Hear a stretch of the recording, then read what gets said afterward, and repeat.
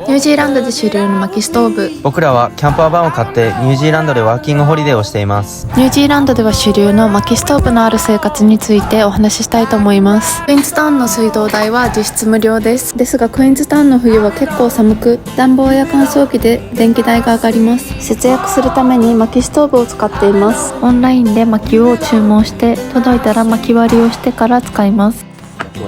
これでこちらで新聞紙の上に薪を重ねて火をつけます。空気の入り具合も調節できてめっちゃあったかい。部屋全体にじんわりと伝わってくる暖かさが最高です。こんな感じで洗濯を干してます。次はガソリン事情についてお話ししたいと思います。